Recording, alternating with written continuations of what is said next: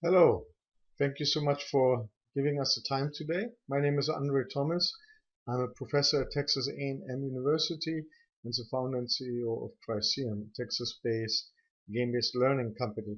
I'll be talking to you today about game-based learning and hopefully answering some questions regarding to game-based learning. What is game-based learning? Game-based learning is the application of game mechanics and game principles to teach players a specific skill set utilizing games. There's a difference between gamification and game-based learning. Gamification is applying game mechanics to existing tasks or existing processes and gamifying them by creating leaderboards, creating point systems, badges. Versus game-based learning is taking specific tasks and specific learning outcomes and turning them into a game. Now, depending on where you sit, some people use those two definitions interminably, some separate them. The most important thing is utilizing game principles, game mechanics, game design principles to enhance the learning of students. And that's what I believe in game-based learning, and it makes it very powerful. What are the benefits of game-based learning? I'm talking about game-based learning and what it can actually mean for the students or the players. Well, let's start with a couple of examples that perhaps illustrate the real power of game-based learning. While the research is out there for over 20 years, how effective game-based learning can be, let me put it in more common terms. Imagine you're trying to catch a plane, and as you're running down the airport, you're reaching your gate, and right there at the gate you see your plane pulling off. The gate is closed, you missed it, the plane is just leaving, and you can see the window seat empty. That would have been your seat. You could have been in that seat, and you missed that seat. What goes through your head right now in this very instant? Well, the first thing that goes through your head is a bunch of swear words. I'm not going to openly repeat it. And the next thing that goes through your head, you may be saying, well, it's figuring out how to get to my destination. Not quite yet.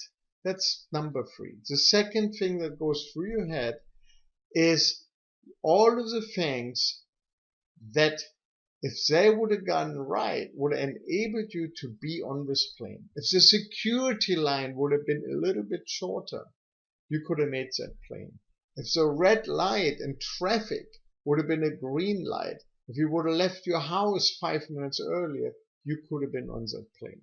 So you really imagine all those little things that could have gotten you onto that plane, because it's right there, it's within reach. You can see, and you can see yourself being very successful. Now, unfortunately, in the real world, we can't rewind time and give you another chance. But in a game, we can. And that's a really strong benefit of game-based learning. Because right there, you can see how you be successful, and in a game, you get to try again. And you get to try again and again until you are successful. But it's so close, you can taste it. That's what makes it powerful. And of course, it's fun doing so. Imagine the same scenario, 2 hours have passed since your plane left. You wouldn't want to try again because it's so far out of reach. So right there is a real benefit, showing what success could look like and how you can get there is a really strong motivator of game-based learning. The other huge benefit of game-based learning is, let's stick with the airplane. So imagine you've made the plane. You're finally on the plane. And now imagine if I told you you are really lucky today because you got the A pilot. The pilot got an A on his tests. And as we all know, 90% in every classroom will get you an A. And not only did you get the A pilot, you also got the A plane. The plane is 90% working and functioning. How are you going to feel right now? After all these tries, you finally made this onto the plane. And now you're sitting there thinking, okay, the pilot knows how to fly 90%, and the plane is 90% working. Well, I know I would be very squeezy at this point. Thankfully, no pilot is trained in this way, and no plane functions that way. They all have to actually master 100%, and the plane has to be functioning 100% to be used. Unfortunately, education doesn't work that way. 90% success or mastery of a subject in education will get you an A. The real world doesn't work on 90%. Somehow in education does. Well, a game doesn't. In a game, you have to master the content 100% to pass the level or pass the game. 100% mastery, not 90, not 98. It has to be 100%. And those are just two really obvious benefits of game-based learning.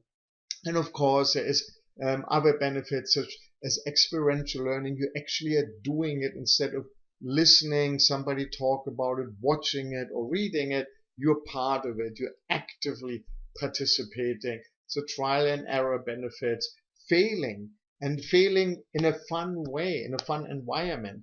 How often are we talking about in a classroom, oh, this student failed, well, wasn't that fun? No, absolutely not. It's one of the most demotivating things that actually happens in an educational setting. Yet in the real world, as adults, we all know failure is a great teacher. And how can we incorporate failure into the classroom in a nice and easy and fun way? And that through game-based learning, we can do that. What are some of the risks of game-based learning? Well, one of the risks is screen time, right? Where we know 97% of our students already play games 4 hours or more every week. And that's all kinds of games. And they may not consider themselves gamers. And it's not just boys, it's boys and girls, every socioeconomic background. So they're spending a lot of time already in front of screens on YouTube, playing other games, entertainment games, and now bringing more games into the classroom. Well, we got to be careful, right? Everything's got to be used in the right measure and at the appropriate time. It's just like a book. Imagine if all of our students were spending all day long just reading comic books. And then in the classroom, they'd be reading more comic books. And on their way to school, they're reading more comic books. And so at some point, we would say, well, that's probably a little bit too much. Let's stop with all these books or comic books. And so you have the same thing here regarding game-based learning. So you really want to watch out, okay, how do I use it? How can I use it effectively? And when is the most appropriate time to using so? Now, what we've seen is many teachers deploy game-based learning as homework. So instead of the students now playing name your favorite entertainment game, they're playing a game with a purpose, a purposeful game that will actually teach them the subject matter that you want to learn and you want them